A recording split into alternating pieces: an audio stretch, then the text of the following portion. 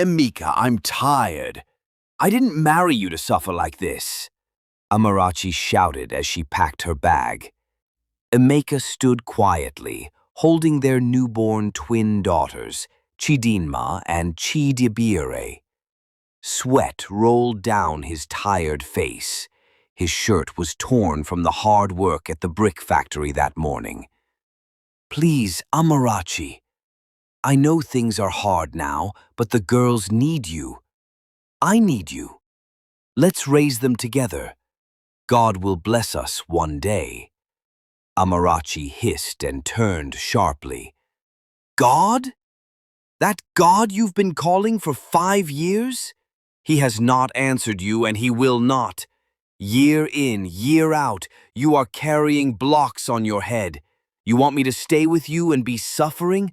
I can't keep living in a one-room house with no food. I'm leaving. She stormed out, dragging her small bag. Outside, a sleek black car waited.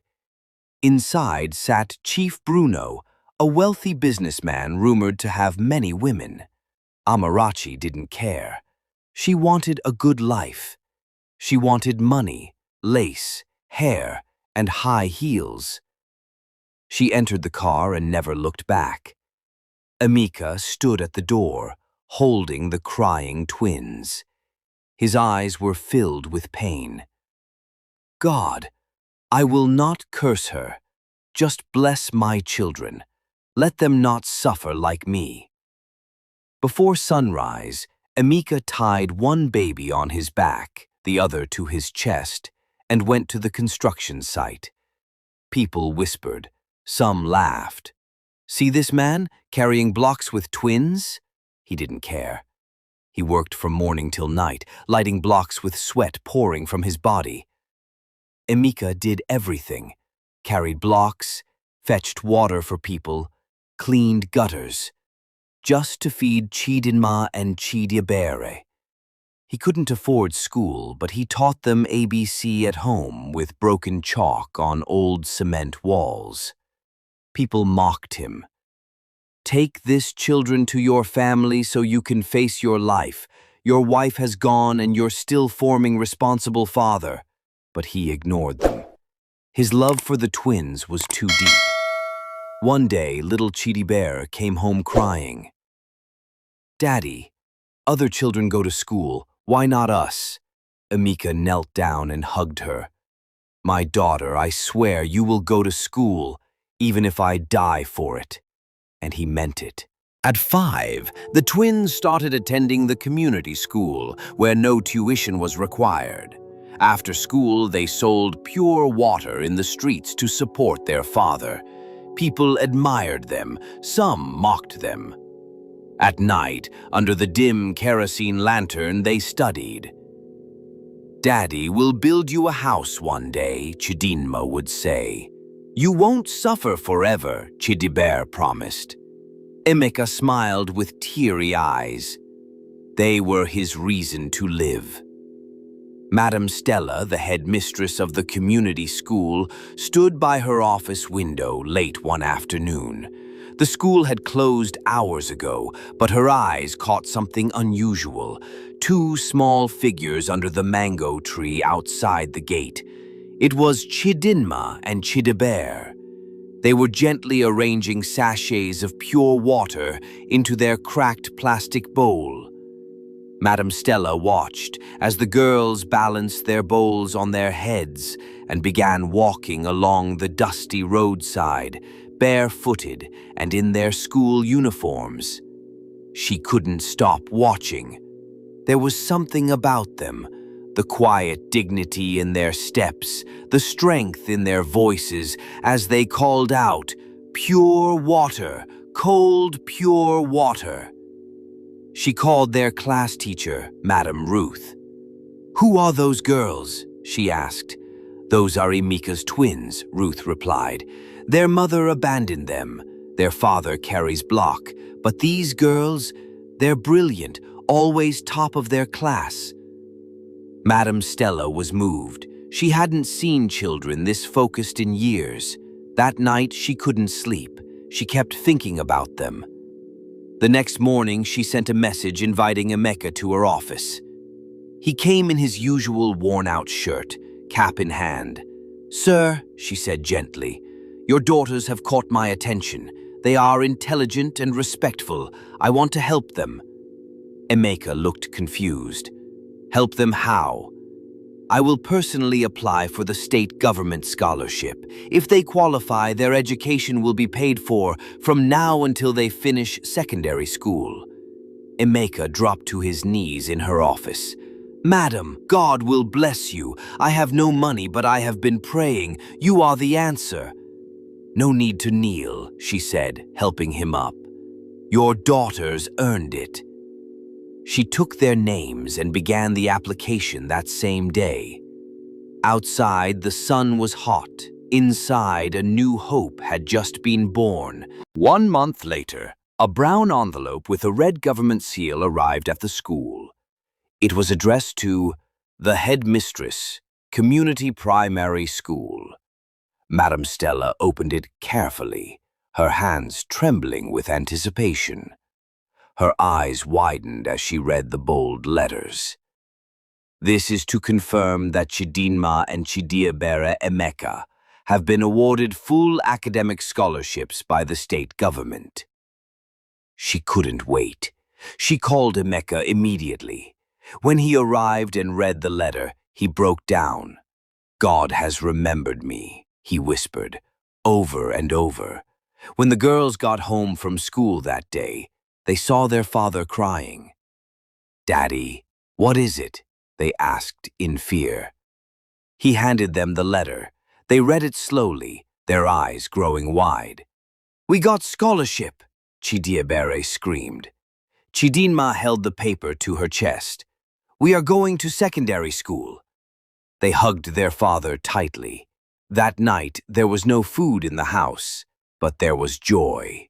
Real joy. "God is not wicked," Emeka said as they lay on the mat. The scholarship came with relocation support. Chidinma and Chidiebere were offered placement in one of the best government schools in the state capital. Arrangements were made for them to stay with a teacher's family near the school. Emeka was nervous, but he knew this was their chance. He took them to the city himself. They had only one travel bag. The journey took 4 hours. When they reached the house, the girls clung to him. "Don't worry," he said. "You are safe here. Do your best. Don't disappoint me." They cried. He cried too. But he left them there and returned to the village alone.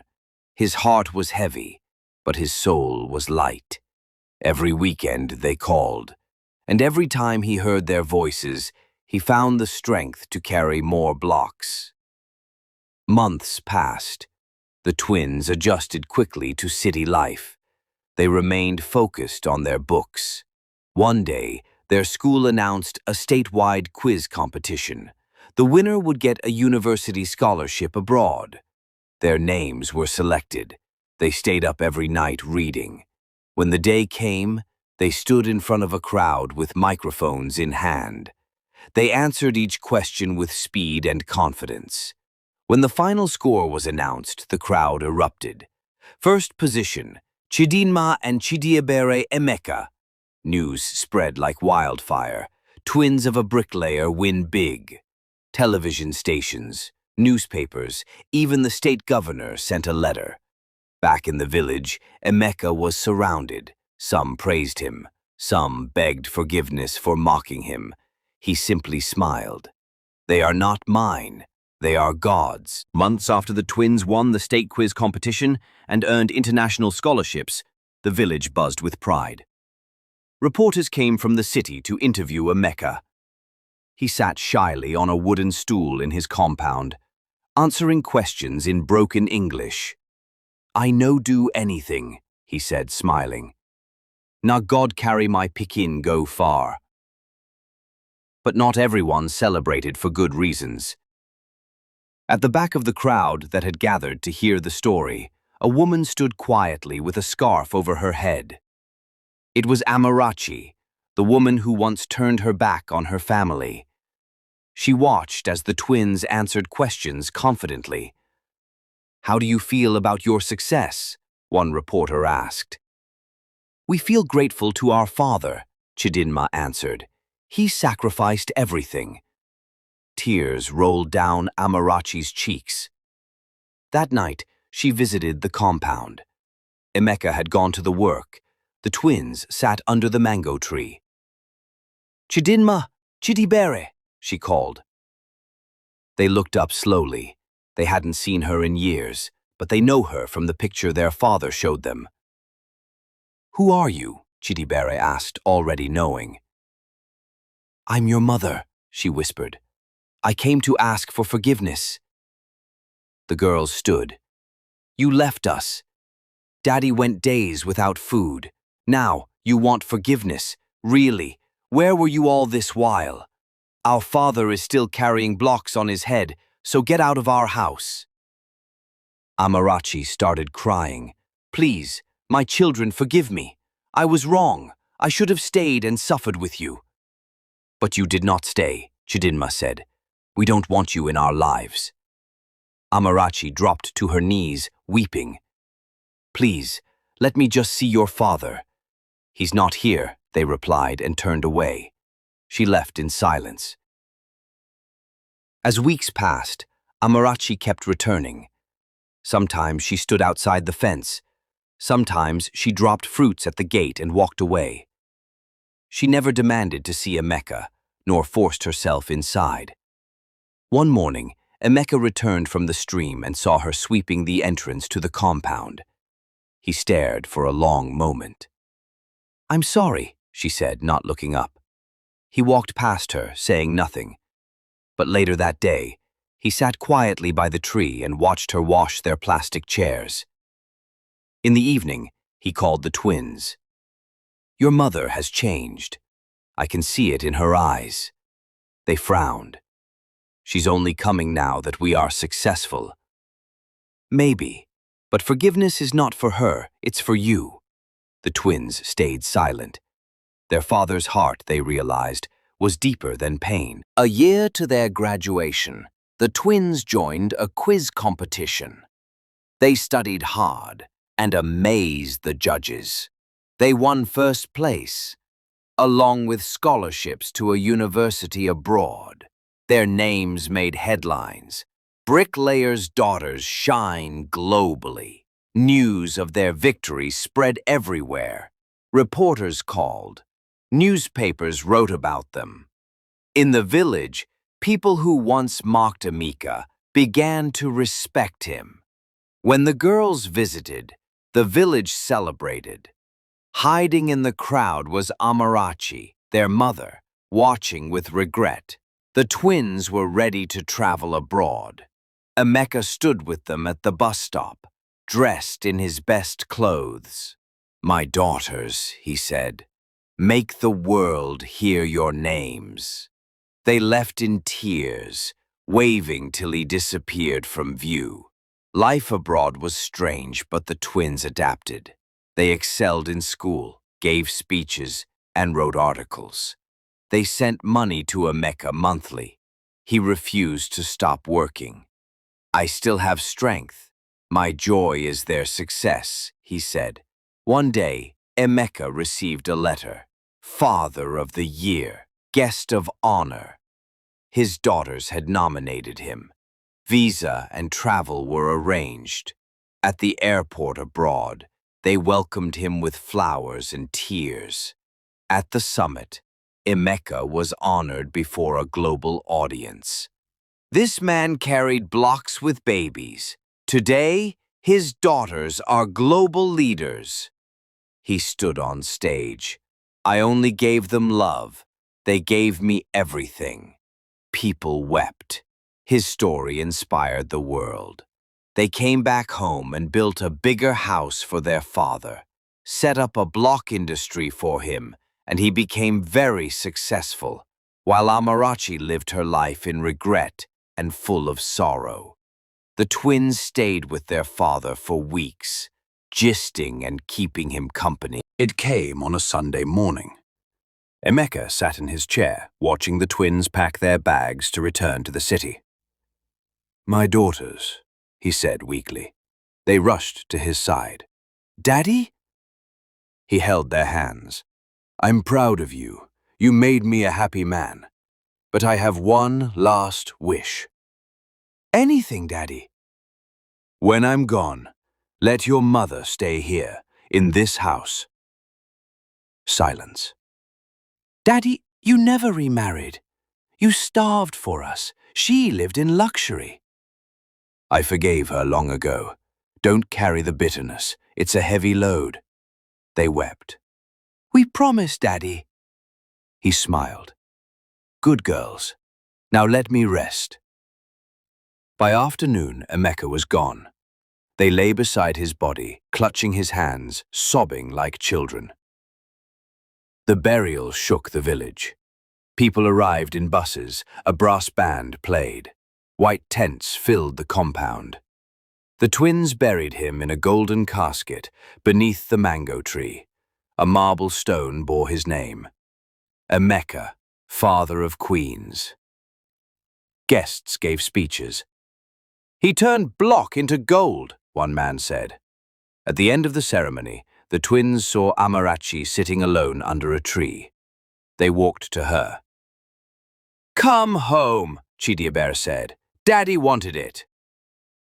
She rose slowly, tears on her cheeks. "Thank you." They entered the mansion in silence. Amarachi moved into the smallest room. She washed clothes, mopped floors, and served food without being asked. She didn't touch the twins' things or speak unless spoken to. One evening, she saw their childhood drawings on the wall, 2 stick figures, and the words, "We love Daddy." She covered her mouth, stifling a sob. The next morning she knelt before the twins. "I don't deserve this house, but thank you." They didn't answer. But Chidinma said softly, "Daddy believed in people. Maybe that's why we turned out okay."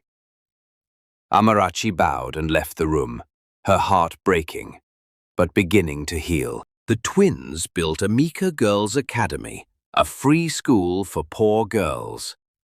They named every classroom after a value their father taught: hard work, sacrifice, dignity, love.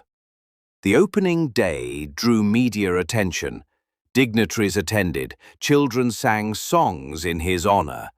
Amarachi watched from the back, wearing simple lace and wiping her eyes. After the event, she knelt at Emeka's grave. "Even in death you raise me too," she whispered. One afternoon, Chidinma saw Amarachi telling stories to schoolchildren. The story was hers. "I abandoned my family. I chased riches. I returned broken, and they forgave me." The children listened with wide eyes. "Do better," she said. "Love better." Chidiebere stood nearby and watched. That evening the twins asked her to join them at dinner. It was the first meal they shared in years. Peace settled in the house. Amarachi sang while cooking. The twins read on the porch. Grandchildren played in the compound. Each room bore Emeka's spirit, his framed photos, his words written on the walls. Chidinma often whispered to herself, "Daddy would have loved this." Every year, on Emeka Day, girls from the school shared essays. One child read, "Emeka taught us that being poor is not shameful, but being loveless is." Chidiebere wiped her tears. His legacy had grown wings. He didn't die, he multiplied.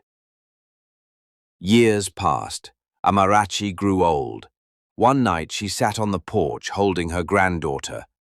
"Your name means grace," she said. "That's what brought me back." The twins sat beside her, peaceful. "I'm grateful you let me in," Amarachi whispered. "You were part of Daddy's story," Chidinma replied. "We had to finish it." Above them, Emeka's portrait glowed gently in the moonlight. Thank you so much for watching. If you haven't subscribed, please click on that subscribe button now, turn on the notifications, so whenever I post more interesting stories, you'll be the first to get them. I really appreciate you. I do not take your support for granted. See you in my next video. Bye.